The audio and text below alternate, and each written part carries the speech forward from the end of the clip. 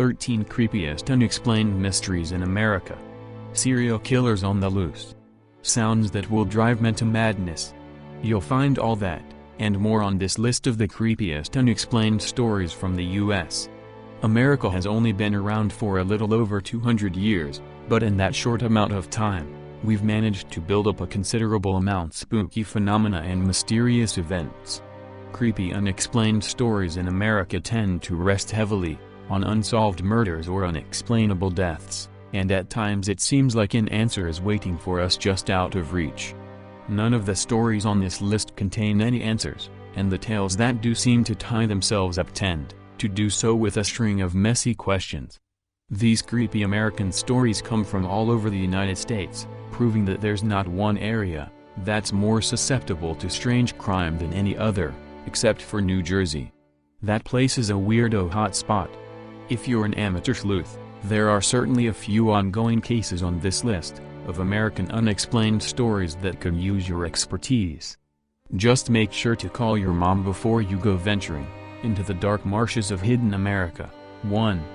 The Cleveland Torso Murders. In the 1930s, a brutal killer stalked the streets of Cleveland, gutting and beheading his victims. Decades later, the butcher's identity remains a mystery.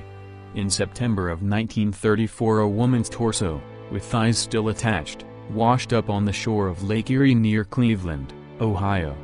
Her skin was red and textured like leather, indicating that some kind of harsh chemical had been applied to her body. She became known as the Lady of the Lake. Because her head was never found, authorities failed to identify her, and the case went cold. It wasn't until 1935 that police connected the headless corpse to a grisly new discovery. Kingsbury Run was a low-lying industrial area along the east side of Cleveland. It once contained a natural watershed that drained storm water into the nearby Cuyahoga River. It also carried a rough reputation in the 1930s, as impoverished families, many of whom lost their homes during the Great Depression, set up shantytowns there. In September of 1935, two teenagers wandering through Kingsbury Run came across the body of a man stripped nude save for a pair of socks. Washed clean and drained of blood, the man's wrists showed signs of rope burn. Both his head and genitalia had been removed. Lucky for police, the victim could be identified via fingerprints as Edward Andrassy, a drifter who had prior arrests. Not far from Andrassy's remains were those of another male victim. A bit older, he had also been decapitated and fully castrated. This corpse, however, had likely been dead for far longer, and his skin was covered in the same chemical burn as the Lady of the Lake from 1934. The pieces were coming together, but just who was the culprit? Clues were sparse. Then in January of 1936, a woman stumbled upon two baskets near a manufacturing plant. Tucked inside were the remains of a woman's body, neatly wrapped in newspaper, with her head nowhere to be found. Similar to Edward Andrassy, police used fingerprints to positively identify the victim as Flo Polillo, a bartender and occasional prostitute. 6 months went by before a new victim surfaced, this time close to home. Cleveland authorities discovered the remains of a young man right next to a police precinct. Washed, drained of blood, and with his head removed, the victim's body was adorned with distinctive tattoos. He became known as the Tattooed Man, and authorities worked to identify him. They even fashioned a plaster version of the victim's head, and circulated photos among the public in hopes that someone might recognize his face. Alas, just like the Lady of the Lake, the victim's identity remained a mystery. New victims continued to surface throughout the Cleveland area. All were decapitated, with many of the heads nowhere to be found. Clearly, authorities were dealing with the work of a serial killer, someone who preyed upon those in the lower ranks of society and whose identities were difficult to track. By 1938, the city of Cleveland was on edge and the police had reached a breaking point. They turned to the site that seemed to be the source of the mysterious killer's bloodlust, the homeless encampment in Kingsbury Run. Just after midnight on August 18, police raided the shantytown. They rounded up 63 men and searched for clues, before setting the entire encampment ablaze. The media roundly criticized the raid for its unnecessary aggression. Nevertheless, after that fiery night in August, the deadly attacks ceased. As the city breathed a sigh of relief, authorities doubled down on their investigation. In July of 1939, they zeroed in on a bricklayer named Frank de Lasalle, who had once lived with Flo Polillo. Further investigation revealed that de Lasalle was connected to Edward Andrassy. De Lasalle also knew a woman named Rose Wallace, a missing person widely believed to be Jane Doe, a torso murder victim, although authorities could not conclusively prove the two were one and the same. Authorities arrested de Lasalle in connection with Polillo's murder that August. De Lasalle confessed to the killing, yet he did so in such an incoherent manner that its reliability remained uncertain. The bricklayer never had another chance to clear his name. He was found hanging in his jail cell before the case ever went to court. Strangely, de Lasalle died by a makeshift noose that hung just 5 feet and 7 inches off the floor, this despite standing 5 foot 8 inches tall. An autopsy revealed that the suspect had sustained broken ribs while in custody. Was de Lasalle's death truly a suicide? Or had police decided they found their man, regardless of guilt? In 2010, researchers from Cuyahoga Community College released evidence that cleared de Lasalle's name. To this day, the story of the Cleveland torso murderer case remains one of America's most disturbing murder mysteries. It has inspired everything from In the Wake of the Butcher by James Jason Badal, to the graphic novel Torso by Brian Michael Bendis, and Mark Andreyka to a nod in the film Seven Psychopaths. Officially, the case remains unsolved. Given the time that's passed since the first murder took place, the killer's identity will likely remain a mystery forever. 2. The Texarkana Moonlight Murders. In 1946, a sadistic killer dressed in a white mask terrorized the small town of Texarkana at night. Texarkana, a small town that straddles the state line between Texas and Arkansas, is also known as the town that dreaded sundown, thanks to the 1976 horror flick of the same name. Set in Texarkana and based loosely on a string of local slayings, the proto-slasher film came out just 2 years after the Texas Chainsaw Massacre and Black Christmas, and 2 years before Halloween. Yet the true story behind the Texarkana Moonlight Murders is as chilling as anything seen on the silver screen, and made all the more unsettling because the case remains unsolved, nearly 70 years later. The mysterious Moonlight Murders rocked the sleepy southern town of Texarkana in 1946. Police on either side of the state line struggled to work as one, while the killings themselves possessed the iconic quality of urban legend. Young couples parked at the end of a lonely country road, savaged after the sun went down. In fact, some claim that the infamous campfire tale of lovers who catch a report of a hook-handed killer on the car radio only to discover a bloody hook hanging from their back door can be traced to the Texarkana Moonlight Murders. The killer, described by witnesses as wearing a white mask or sack with holes cut for eyes, was dubbed the Phantom Killer or Phantom Slayer, a name that, like so much about the case, seemed ready-made for drive-in theaters. Authorities believe he killed 5 people in 10 weeks. 3 others, including his first 2 victims, survived their attacks. The first attack took place on February 22, 1946, on a secluded road outside of town. The Phantom approached Jimmy Hollis and Mary Jean Laurie, a young couple parked in their car. He blinded them with his flashlight upon approach, then held them at gunpoint and ordered them out of the vehicle. The Phantom then told Jimmy Hollis to remove his pants and proceeded to beat him severely, fracturing his skull. The Phantom told Mary Jean Laurie to run. When she scrambled toward a ditch, he told her to change course and run toward the road. He then chased her down and sexually assaulted her before letting her run away again. In spite of the savagery of their attacks, both Hollis and Laurie survived. Others were not so lucky. In March, Richard Griffin and Polly Ann Moore were found dead in their parked car at the end of a secluded road. A few weeks later they were joined by another young boy and girl, Paul Martin and Betty Jo Booker. Booker was the Phantom's youngest victim, at only 15 years old. In the first week of May, the Phantom Killer attacked what are his last official victims, a husband and wife, in their farmhouse northeast of town. Virgil Starks was killed by 2 shots to the back of the head, but his wife Katie survived, in spite of being shot twice in the face and having to run down the street to a neighbor's house to get help. While the Phantom was on the loose, Texarkana was like a city under siege. Residents armed themselves and curfews were set for local businesses.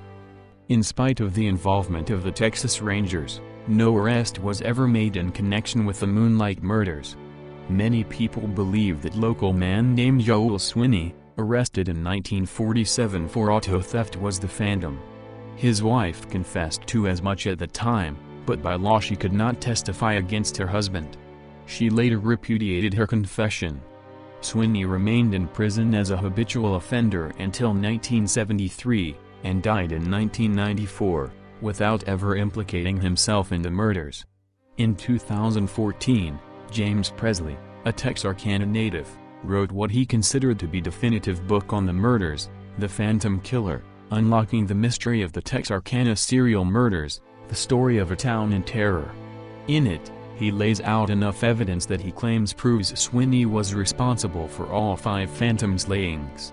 Others remain unconvinced.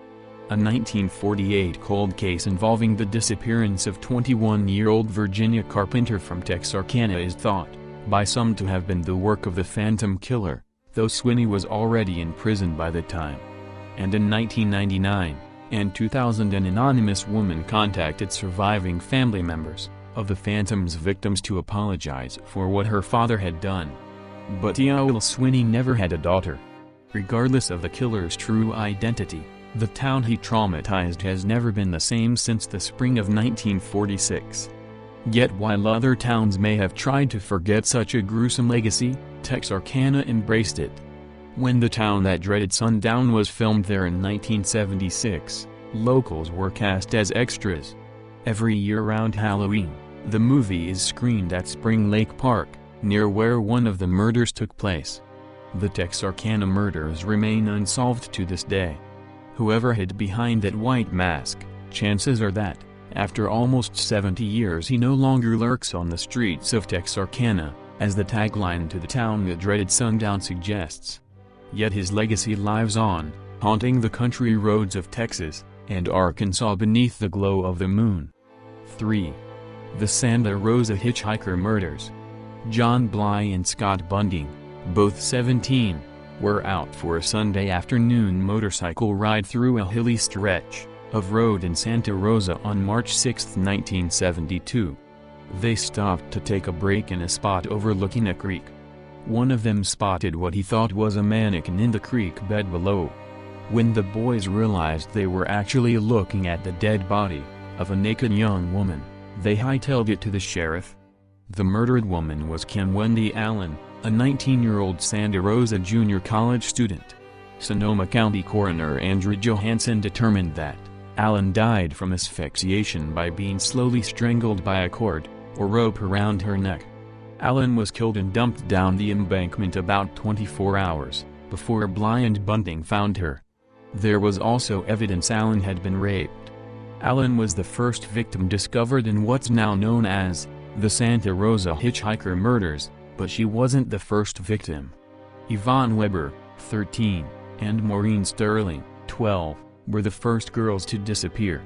One of the girls' mothers dropped them off at the Redwood Empire Ice Arena at 7:30 p.m. on February 4, 1972. When the mom returned to pick them up at 11 p.m., the girls were gone. The remains of Weber and Sterling weren't found until December 26, 1972. They weren't identified for another month. From 1972 to 1979, the bodies of 8 young girls were found dumped in deep embankments and creek beds in rural areas surrounding Santa Rosa. Jeannette DePalma, 20, another Santa Rosa Junior College student, and Lori Lee Cursa, 13, a habitual runaway, both went missing in 1972. Caroline Davis, 15, and Therese Walsh, 13, were found in 1973. A Jane Doe was found on July 2, 1979, around 100 yards from where Lori Kearse's remains were discovered. Most had been raped, and all had been found nude except in the case of Jeannette DePalma, where a body was never found at all.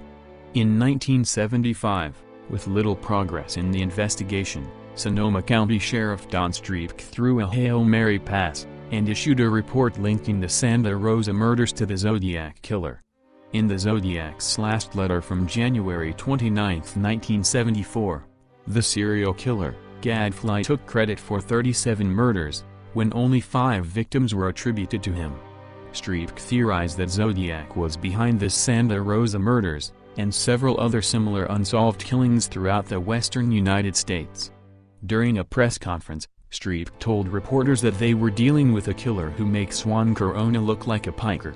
Detective Sergeant Erwin Butch Karstedt, the investigator that developed this mass murder theory, also believed that the killer was leaving a trail of victims that formed a massive letter Z through California, Washington, New Mexico, Utah and Colorado. Karstedt also said a symbol from ancient English witchcraft was formed from twigs and rocks near one of the body dump sites. Somewhat coincidentally, Zodiac's suspect Arthur Lee Allen did live in a trailer in Santa Rosa close to where the bodies were found when he studied biological sciences at Sonoma State from 1970 to 1974. At the time, Allen had lost his teaching job due to accusations of child molestation, but he was later cleared as a Zodiac suspect through DNA tests of confirmed Zodiac letters. Allen was arrested by the Sonoma County Sheriffs for molesting a young boy on September 27, 1974. He served time at Atascadero State Hospital until August 1977. Ted Bundy was also a suspect in the Santa Rosa hitchhiker murders, but he was ruled out on the basis of detailed credit card records showing he was in Washington state during the time of some of the disappearances. Bundy was responsible for some of the murders that formed Karstedt's massive Z, adding another bitter irony to this frustrating case. With attempts to link the Santa Rosa hitchhiker murders to more notorious serial killers turning up fruitless, we are left with the more terrifying reality that there are even more, seemingly random people capable of such extreme violence. The Santa Rosa hitchhiker murders remain unsolved. 4. The mysterious case of Jeannette DePalma. On September 19, 1972, a dog brought a bone home. This is not an extraordinary event and would not be worth mentioning, except for the fact that this particular bone still had patches of leathery skin and fingernails attached. The police were quickly called to investigate the canine's rancid offering. It was definitely human. An officer took the forearm back to the station and temporarily placed it in the break room refrigerator while the police department hastily began to piece together who the detached arm belonged to. Within hours, police dogs located the owner of the lost extremity. The body was found face down on a jagged formation of rock overlooking a wooded quarry. The first officer to arrive at the scene claimed to observe something more than just a decaying corpse. He asserted that there was a wooden cross over the head that was made out of 2 sticks, and there were also some stones arranged around the top of the head, in the shape of a semicircle, almost like a halo. Words like witchcraft and Satanists were murmured between the officers and detectives. The body was so badly decomposed that an autopsy proved inconclusive. The coroner suggested that strangulation may have been the cause of death, but due to the condition of the body, that could not be confirmed. Her flesh had rotted into her blue t-shirt and tan slacks, an outfit that matched the description of a local teenager who disappeared 6 weeks earlier. The only thing missing from the body was a necklace. Police had finally found Jeannette DePalma. But more than 4 decades later, a suspect and motive remain absent. There are many intricate theories about what happened to the 16-year-old girl. Authors of the new book Death on the Devil's Teeth, Jesse Pollack and Mark Moran, have dedicated years to the cold case. Here are some fresh details that the authors have unearthed about Jeannette DePalma's mysterious fate. The pastor's theory. The DePalmas were born-again evangelical Christians, and Jeannette would attend services with her parents regularly. Pastor James Tate described Jeannette as extremely religious, and a very devout parishioner. He suggested that someone or a group worshipped the devil in the woods, and Jeannette may have tried to lecture them about Jesus. He claimed that Jeannette may have been a symbol of Christ to these devil worshippers, and that's why they killed her. It's a narrative that Jeannette's parents echoed to the press. Mr. DePalma told newspapers, "There are worshippers of Satan, and the possibility is there that they killed her." Mrs. DePalma acknowledged that Jeannette may have met her death by persons possessed by the devil. Although there were rumors of a coven in the woods, no substantial evidence ever validated that Jeannette was involved in a sacrificial ritual. Even the occult-like objects that allegedly surrounded her dead body were more symbolic of Christianity than of paganism or Satanism. The party girl theory. It's also possible that Jeannette wasn't the angel she appeared to be. She was considered by her peers and neighbors to be a wild child. She loved to listen to Janis Joplin, smoked weed occasionally, and had boyfriends. On the day she disappeared, Jeannette made an unannounced visit to her friend Donna's house. A rumor circulated in the neighborhood that Donna and her siblings had thrown a party that night and Jeannette overdosed on drugs and died at the party. It was said that the teens panicked and dumped Jeannette in the woods. Jeannette's sister even recalled that their mother became suspicious of them when they didn't show up to Jeannette's funeral. The coroner did not find any trace of alcohol or drugs in the body to confirm this theory, but the toxicology report did show an unusually high level of lead. The party was never verified and not a single person has come forward to say they attended a party at Donna's house that day with Jeannette. The accountant theory. 9 days after Jeannette disappeared, another young woman went missing. Joan Kramer was last seen hitchhiking home, after she had stormed off during a fight with her fiancé. She was found a week later, lying face down in a secluded, wooded area only 6 miles from where police would find Jeannette. The similarities were striking. Both women were attractive, had brunette hair parted in the middle, both were thought to be strangled, and Joan was missing her necklace. Just like Jeannette. A disgraced and drunken accountant, Otto Nelson, was eventually identified as the person who picked up Joan Kramer that night. He was arrested and tried for her murder. The jury failed to determine that Mr. Nelson was, beyond a shadow of a doubt, the person who killed Miss Kramer, and he was released. A short time later, Nelson would go insane and be committed to a psychiatric hospital.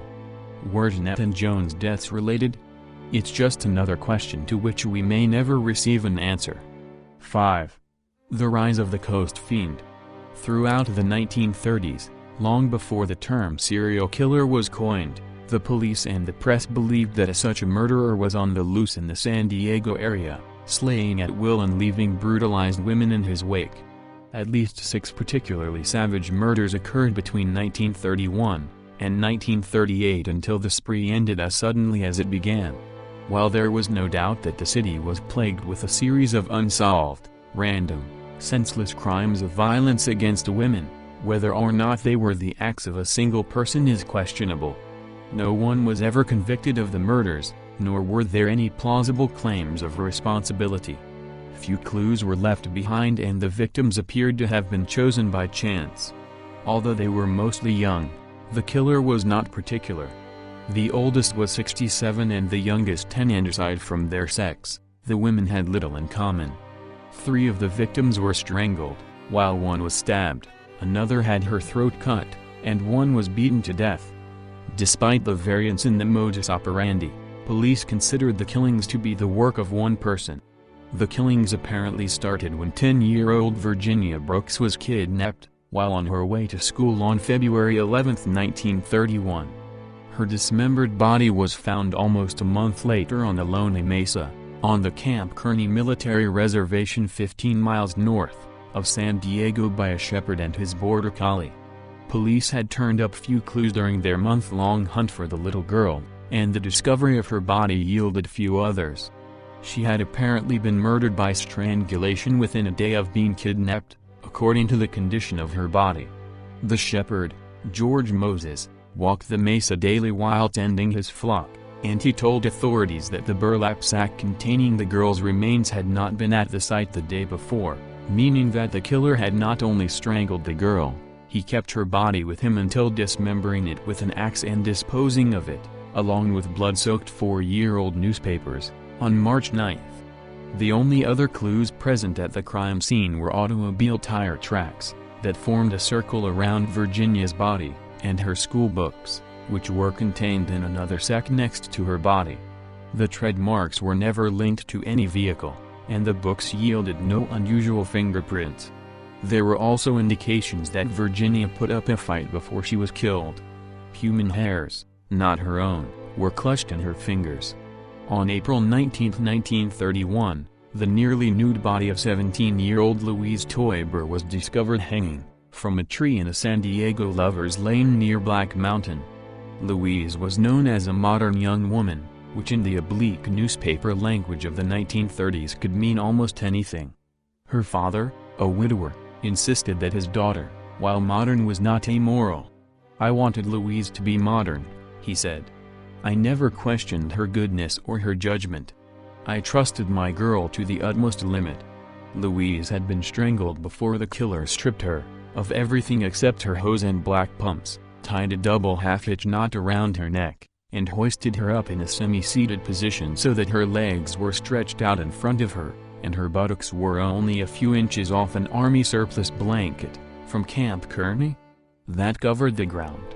The girl's clothes were piled neatly beside her body, leading police to wonder if the scene had not begun as a consensual encounter. The rope around her neck had been thrown over an oak tree limb 15 feet in the air, and then tied to a nearby bush. As with Virginia's murder, there were few useful clues. Medical examiners did find skin scrapings under her fingernails. Sadly, Louise's last communication with her family was an argument resulting in her sending a note that she was running away, that was delivered several hours after her body was found. Other killings quickly followed. On April 23, Dolly Bibbons's body was discovered in her flat clad in blue pajamas, a towel tied around her neck. There was evidence of a death struggle that was so violent police, at first, did not know if Dolly had been strangled or had her throat cut. It turned out that the killer had slashed her throat. Huge bruises remained on Dolly's body, testifying to the severity of the fight. Injuries on one hand showed that a ring had been viciously torn from one finger, but robbery was not the motive for her murder. Other jewelry was left untouched, although it was in plain sight. 10 days after Dolly's slaying, 22-year-old Hazel Bradshaw, a telephone operator who was the sole means of support for her parents and 7 siblings, was found dead in Balboa Park. She had been stabbed 9 times. This time, police were able to link one of Hazel's co-workers to the crime. Mossy Garrison told investigators that he had been out with Hazel before she was killed. In his apartment, police found a necktie with blood on it. Another friend of Hazel's told authorities that Garrison had threatened Hazel, and Garrison could not provide an alibi for the time that police believed Hazel was slain. Garrison stood trial for Hazel's murder, but with such flimsy evidence, he was acquitted. Things quieted down in San Diego for a few years until August 18, 1934, when 16-year-old Celia Cota was found dead in her backyard.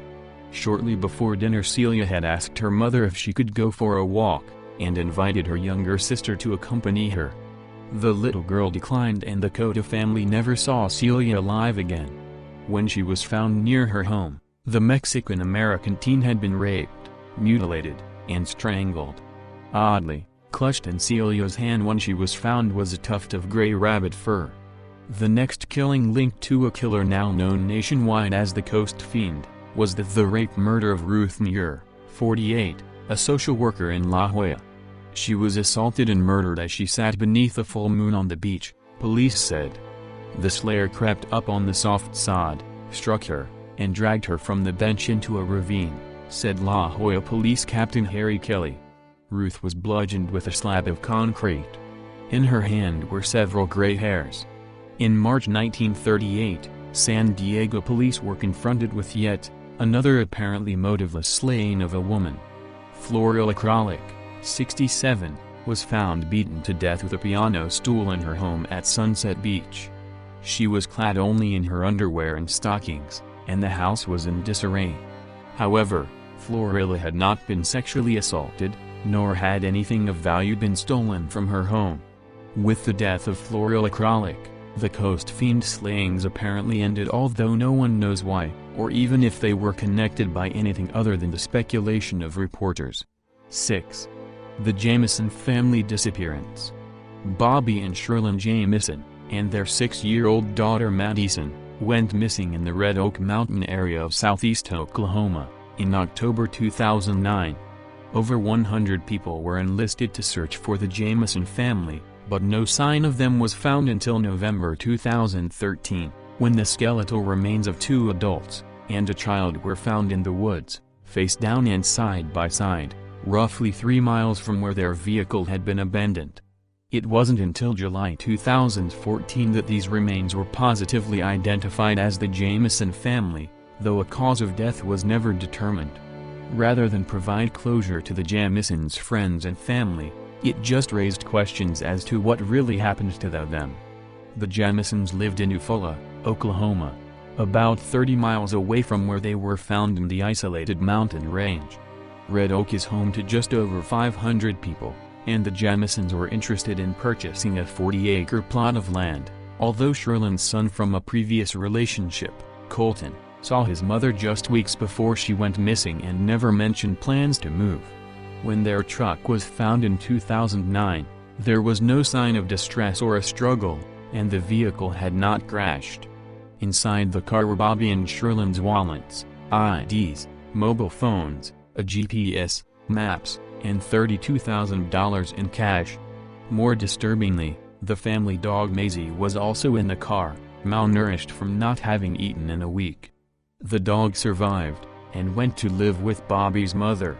Theories surrounding what happened to the Jamison family have swirled since the disappearance, but nothing has ever been substantiated. One theory suggests that it was a murder-suicide. Both adults had suffered from depression, Sherlyn most recently after the death of her sister. A spiteful, 11-page letter written to Bobby from Sherlyn was found in the abandoned truck, and Sherlyn's pistol was missing. Another theory points to Bobby's father, Bob Jamison Sr. Bobby had a contemptuous relationship with his father, stemming from the profit of a gas station that was supposed to be split between father and son when it sold. Bobby ended up suing his father. His mother, Starlet, claims her ex-husband threatened the family. Police decided it was not a credible theory, despite rumors of Bob Sr.'s alleged ties to the Mexican mafia. He died 2 months after his son went missing. Drugs were also thought to be part of the equation. Red Oak is known for producing crystal meth, and Sherlyn and Bobby both looked emaciated in the weeks before their disappearance. Security video of the two outside their house the day they left for the mountains showed them moving in a trance-like state, and the huge amount of cash in their truck made this a credible theory. Even Sherlyn's best friend, Nikki Chenault, thought that it is possible the Jamisons were possibly involved in a one-off meth deal, because they were experiencing some money troubles at the time. But both Sherlyn's mother Connie and Bobby's mother Starlet do not believe their kids were involved in drugs, and police found no evidence of illicit substances in the Jamison home or truck. The most interesting theory behind the death of the Jamison family has to do with cults, witchcraft, and evil spirits. During the initial investigation, before the bodies were found, the family's pastor Gary Brandon told police the Jamisons had been involved in spiritual warfare. Both Bobby and Sherlyn claimed to have seen spirits in their house, belonging to a family who died long ago. Daughter Madison claimed to speak to spirit of a child who died in the house.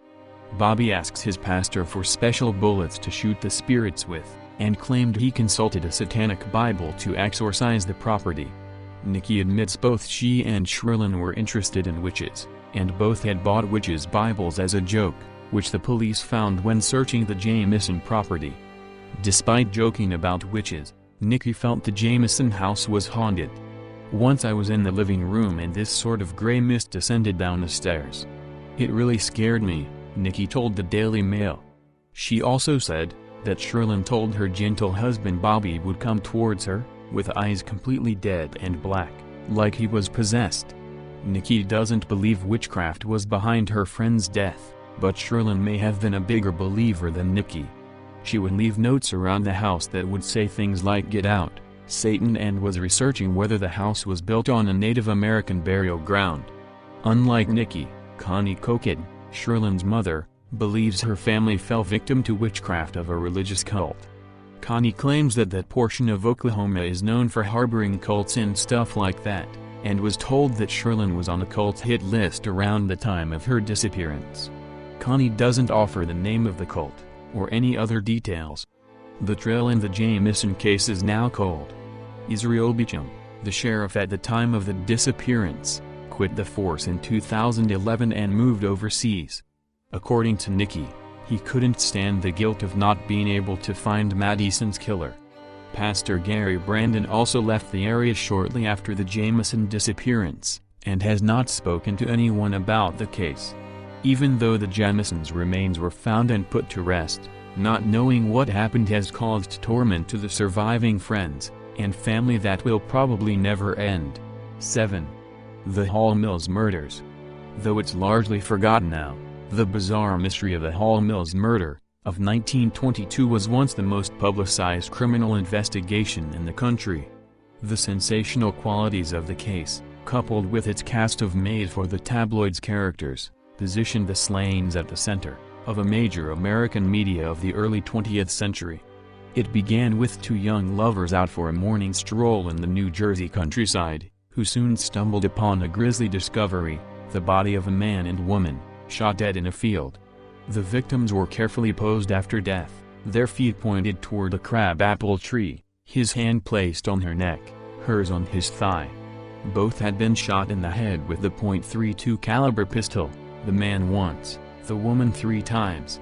Around them were scattered shreds of love letters, and his calling card at his feet.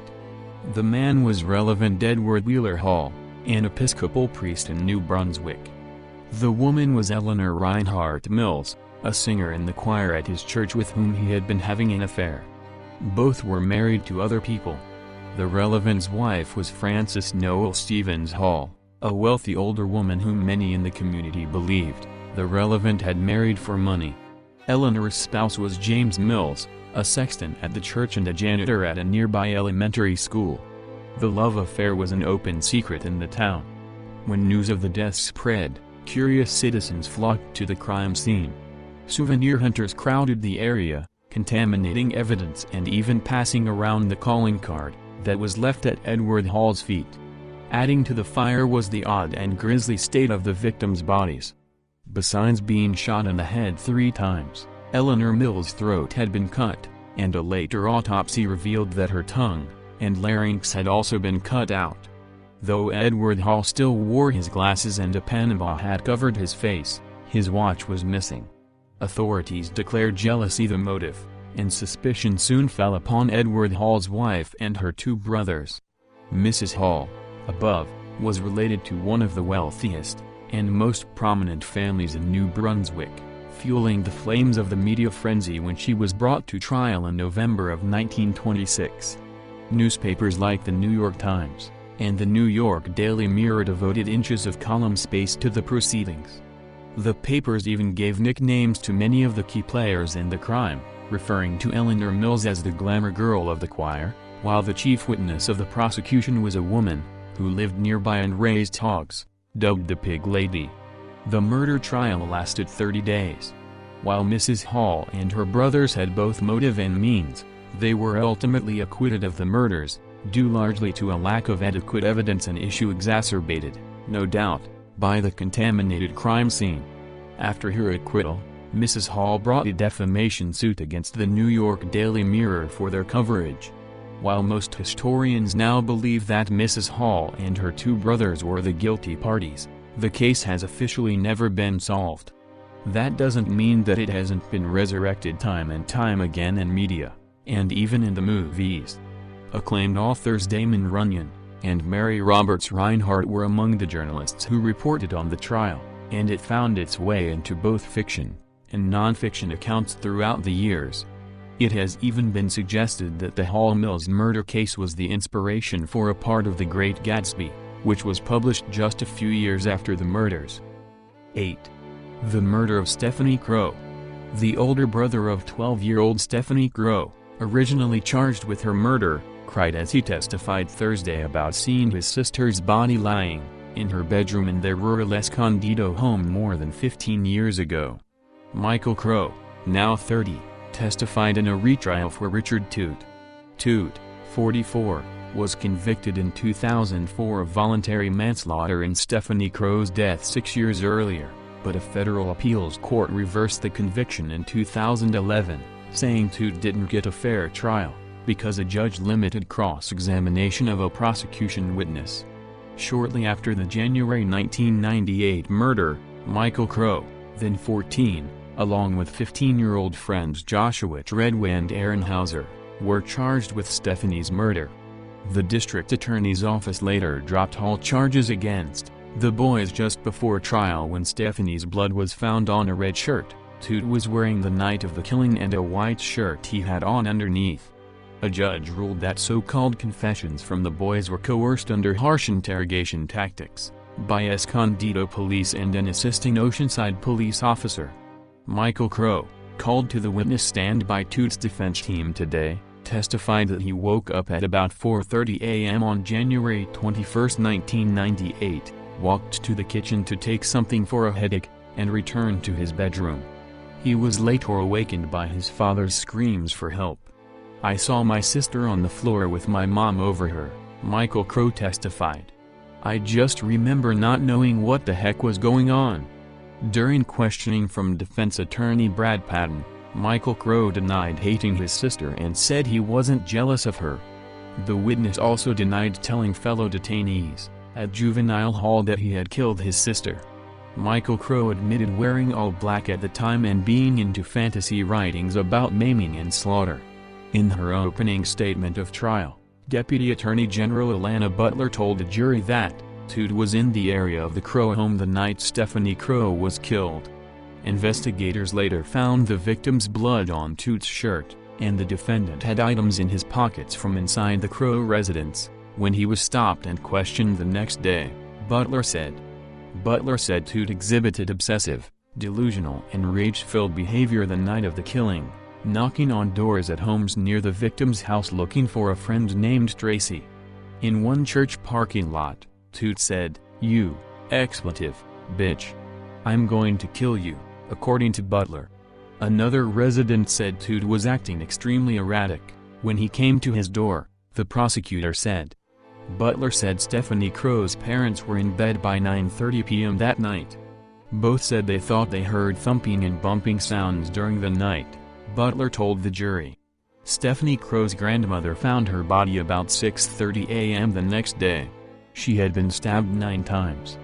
"This is every parent's nightmare," the prosecutor said. Medical examiners estimate the victim's time of death between 10 and 10:30 p.m., Butler said. In his opening statement, Patton said Toot was not aggressive toward neighbors the night of the killing, and no one saw him with a weapon. In addition, police found no signs of forced entry into the Crowe home, Patton said.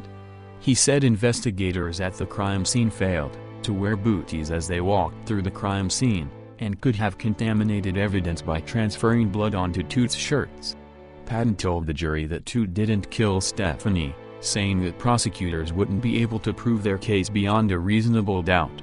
The families of Michael Crowe, Treadway and Hauser won a federal civil rights lawsuit against the cities of Escondido and Oceanside on grounds they were denied their rights against self-incrimination and false arrest.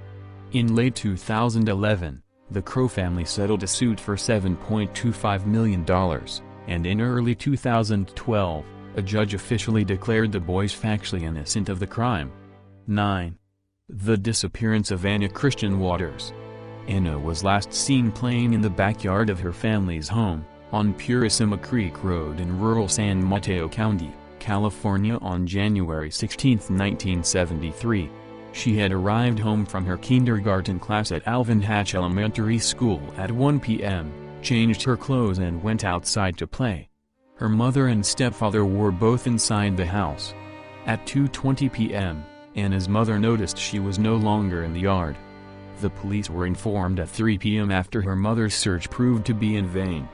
The authorities sounded a siren in the neighborhood with the hopes of attracting Anna by the noise, but she has never been heard from again. A creek ran through the Waters family's property, and was in the flooding stage in January 1973. However, an extensive search of the creek turned up no sign of Anna. Purissima Creek Road is not a major thoroughfare and few cars travel on it. A friend of the Waters family reported he saw two men, one of them much younger than the other, in a white panel truck on the road just minutes before Anna vanished, but the men have never been identified and it is unclear whether they were involved in her disappearance. Anna's younger half-brother later remembered that, about a month before Anna went missing, a man and a woman tried to lure her into their vehicle on the road near her home, in the presence of both of Anna's half-brothers. He described the car as a 1960s model Chevrolet Impala with Washington license plates. The woman had long dark hair and wore a loose-fitting white shirt with embroidery. Anna's brother could not describe the man. Anna refused to get into the vehicle and the couple drove away. The couple and their car have never been identified, and it has not been proven that they were involved in Anna's disappearance. There is speculation that Anna's biological father, George Henry Waters, was involved in her disappearance. George, a doctor, began behaving erratically after Anna's birth, and was eventually diagnosed as a paranoid schizophrenic. His family refused to have him committed to a mental hospital, however, as this would have caused him to lose his license to practice medicine. George had a relationship with another, older man who called himself George Brody. Anna's family believes this name was an alias. They describe Brody as a manipulative man who exercised a cult of personality over Anna's father, which led to his divorce from Anna's mother. George moved into a cheap hotel in San Francisco, California with Brody after the divorce, although, as a practicing physician from a wealthy family, he could have afforded better lodgings. He supported Brody financially and reportedly did not make any decisions without consulting Brody.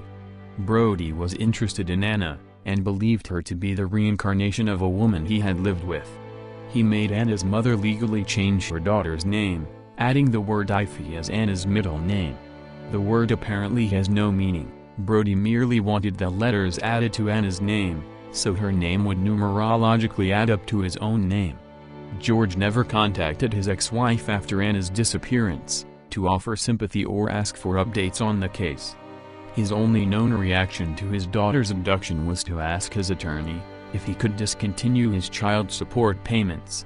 Brody died of cancer in December 1981. His death certificate showed no birth date, no known relatives and no social security number.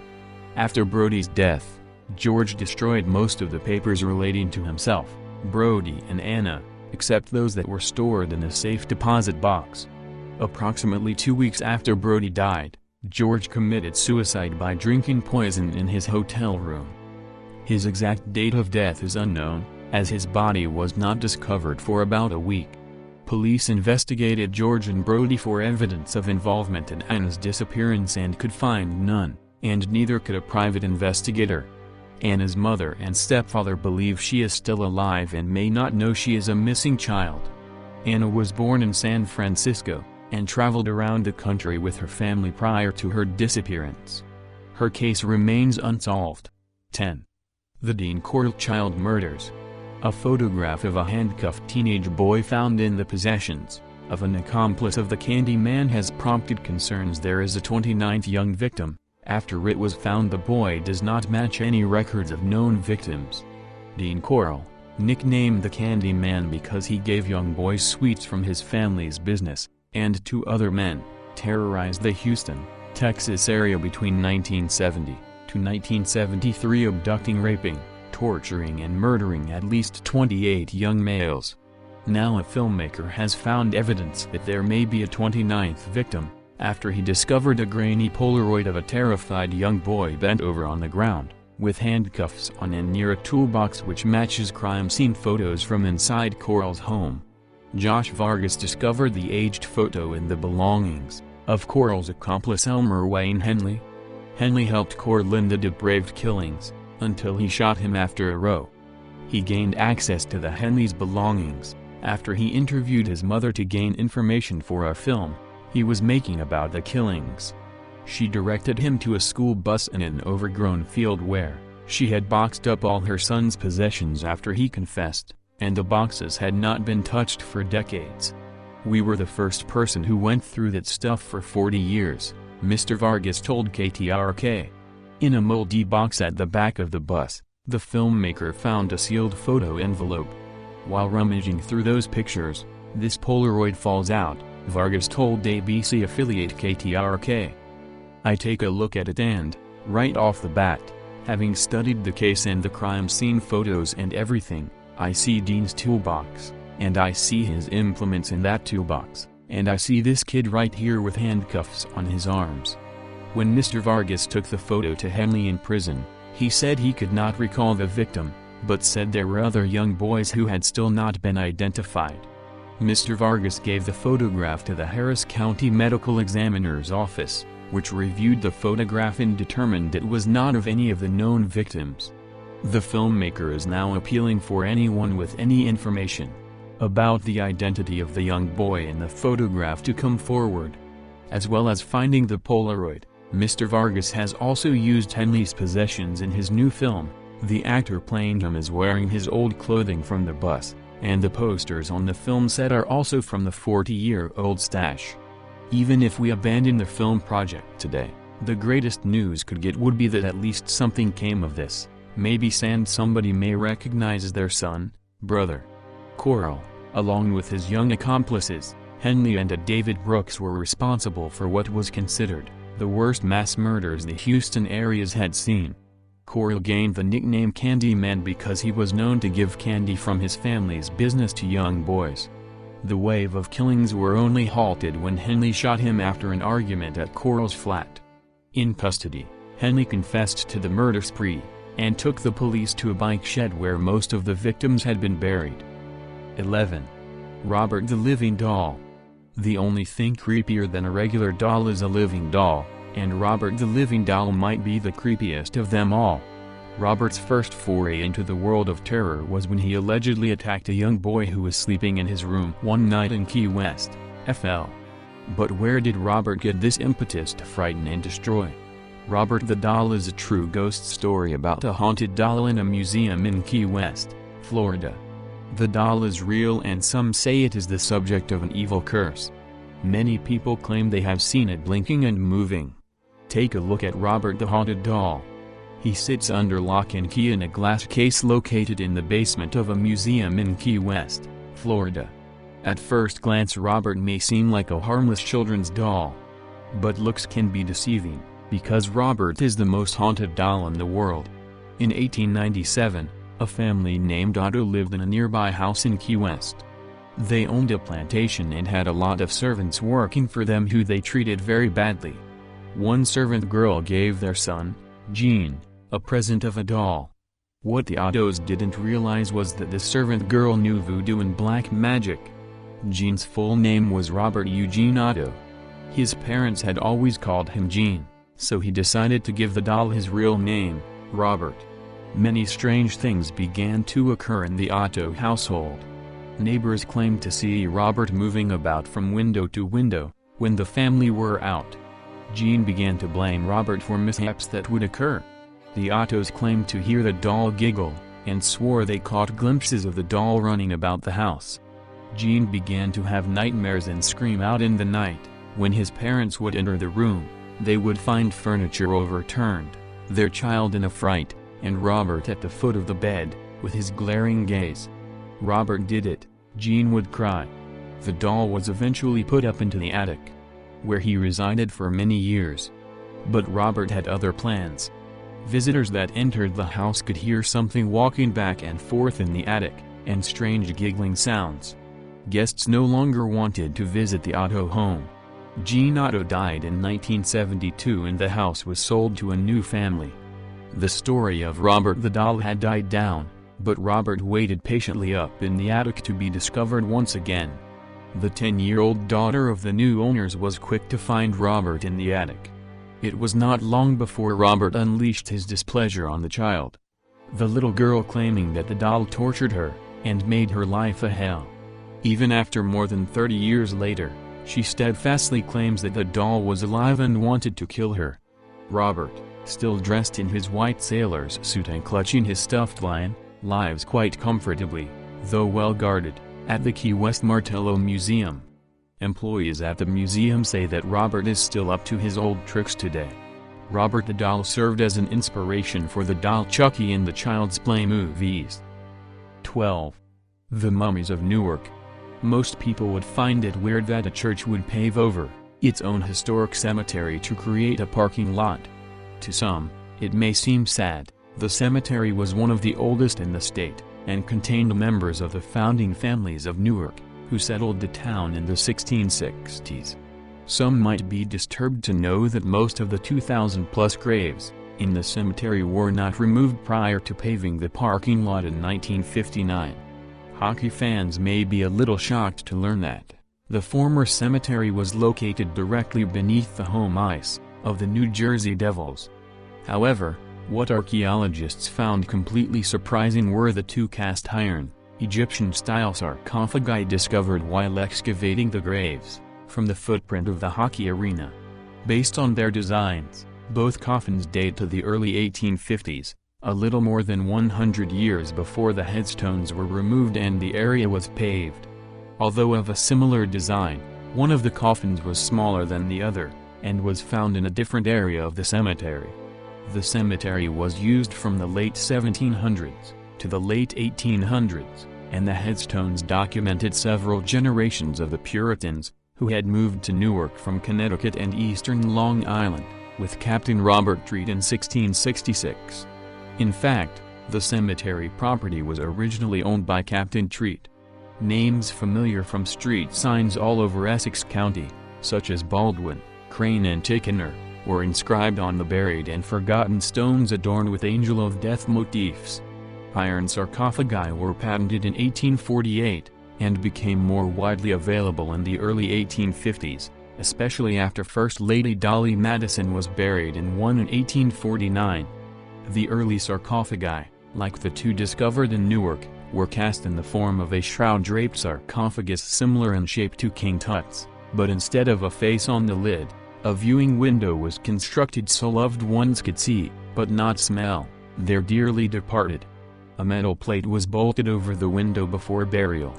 Over time, the shape of such caskets evolved into a simpler, torpedo-shaped design. Before modern embalming practices were perfected, the iron coffin provided one solution to the new industrial age problem of long-distance transportation of the dead. Since the advent of the railroads and steamships, and thanks to the gold rush, more people traveled much farther into the opening frontiers of the new nation. As a result, many more people died farther from home and family than ever before. The transportation of human remains back from the new territories became a sticky issue. Lead and zinc-lined coffins had been around for centuries, however, they had proved impractical in many situations. Fortunately, the same cast-iron technology that created the steam boilers that allowed people to go off and die in distant territories was also used to develop the new, lighter, metallic burial case to bring them back home. By the time of the Civil War, the need for sanitary shipping containers for the dead became obvious, and iron coffins grew more commonplace. Although the fancier sarcophagi were expensive, and an obvious prestige item, they could also be reused if necessary. Previous discoveries of iron coffins have proven that in some situations, if the conditions were right and the burial case sealed properly, the sarcophagi could preserve the dead similar to their 4,000-year-old predecessors in Egypt. As soon as the Newark Cemetery archaeologists recognized what they had discovered, they contacted experts regarding the preservation of iron coffin mummies. What should be done with these rare pharaonic anomalies was not immediately clear. Should they be opened and their bodies cremated, and reburied like their 2,000-plus fellow townsfolk, or could they be studied before reburial? After years of negotiations among the interested parties, permission was generously granted to study these two unique residents of Newark. A team of experts assembled whose specialties include skeletal analysis, ancient diseases, toxicology, archaeology, genealogy, metallurgy, and clothing and fabric analysis. Upon opening the coffins, the team found that the larger of the two sarcophagi contained an adult male. The nameplate on the lid was dated September 1854. The smaller, undated, sarcophagus contained a tiny woman, with a lace bonnet over her braided and coiled hair. She had the stem of a flower still pinned to her burial shroud. Research and analysis is ongoing, and through this multidisciplinary effort it may be possible to uncover facts about the lives of the long-deceased, such as where they lived and worked, their families, their place in the community, even some of their aches and pains, as well as possibly their cause of death. Studying the lives and deaths of these pre-Civil War time travelers offers a glimpse into a forgotten sliver of time, when the city of Newark was a high-tech center of the Industrial Revolution, filled with inventors and the promise of a better, more modern life, albeit a time before parking lots. 13. The Cursed Ring of Rudolph Valentino. In the vault of a Los Angeles bank lies a silver ring set with a semi-precious stone. It is not a particularly pretty ring or even a very valuable one, and chances are that no one will ever dare to wear it again. The ring lies in the vault because it bears one of the most malignant curses in the history of the occult. Successive owners have suffered injury, misfortune, even death. And many people still believe it was this ring that sent Rudolph Valentino to a premature grave. Certainly, the violent incidents that have surrounded it over the years can hardly be shrugged off as mere coincidences. Rudolph Valentino, May 6, 1895, August 23, 1926, was an Italian actor, sex symbol, and early pop icon. Known as the Latin Lover, he was one of the most popular stars of the 1920s, and one of the most recognized stars from the silent film era. He is best known for his work in The Sheik, and The Four Horsemen of the Apocalypse.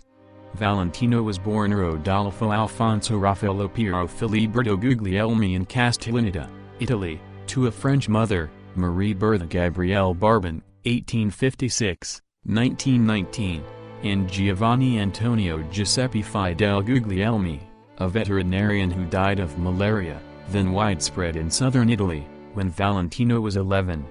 He had an older brother, Alberto, 1892, 1981, a younger sister, Maria, and an older sister Beatrice who died in infancy. As a child, Valentino was reportedly spoiled and troublesome. His mother coddled him while his father disapproved of his behavior. He did poorly in school, and was eventually enrolled in agricultural school where he received a degree. After living in Paris in 1912, he soon returned to Italy. Unable to secure employment, he departed for the United States in 1913. He was processed at Ellis Island at age 18 on December 23, 1913. In 1917, Valentino joined an operetta company that traveled to Utah where it disbanded. He then joined an Al Jolson production of Robinson Crusoe Jr., traveling to Los Angeles. By fall, he was in San Francisco with a bit part in a theatrical production of Nobody Home. While in town, Valentino met actor Norman Carey, who convinced him to try a career in cinema, still in the silent film era. By 1919, he had carved out a career in bit parts. It was a bit part as a cabaret parasite in the drama The Eyes of Youth that caught the attention of screenwriter June Mathis, who thought he would be perfect for her next movie. It was in 1920 that Valentino, at the peak of his success, saw the ring in a San Francisco jeweler's. The proprietor warned him that the ring was a jinx, but Valentino still bought it. He wore the ring in his next picture, The Young Raja. It was the biggest flop of his career, and he was off the screen for the next 2 years. Valentino did not wear the ring again until he used it as a costume prop in The Son of the Sheik. 3 weeks after finishing this film, he went to New York on vacation. While wearing the ring, he suffered an acute attack of appendicitis. 2 weeks later, he was dead. Shortly after Rudolph Valentino's untimely death in August 1926, stories began to circulate that the great Latin lover's ghost haunted his favorite places. Falcon Lair, the dream home he had built on Bella Drive for his bride Natasha Rambova, became the most commonly reported site for ectoplasmic manifestations of the departed Valentino. Paula Negri, a famous female movie star of the time, asked to pick a memento from Valentino's possessions, chose the ring and almost immediately suffered a long period of ill health that threatened to end her career. A year later, while convalescing, she met a performer who was almost Valentino's double, Russ Colombo. Ms. Negri was so struck by the resemblance, that she gave him Rudolph's ring, saying, "From one Valentino to another." Within a few days of receiving the gift, Russ Colombo was killed in a freak shooting accident. His cousin passed the ring on to Russ's best friend, Joe Casino. Also at the height of his popularity as an entertainer, Casino took no chances with the ring. Instead of wearing it, he kept it in a glass case in memory of his dead friend. When he was asked to donate it to a museum of Valentino relics, he refused, saying that he treasured it for sentimental reasons. As time passed, Joe Casino forgot the ring's evil reputation and put it on. A week later, still wearing the ring, he was knocked down by a truck and killed. By now the curse was front-page news. When asked what he proposed to do with the ring, Joe's brother, Dale, explained that he could not allow himself to be intimidated by a curse, or jinx, or ghost, or whatever it was. He didn't believe in things like that. Del Casino wore the ring for some time and nothing unusual happened.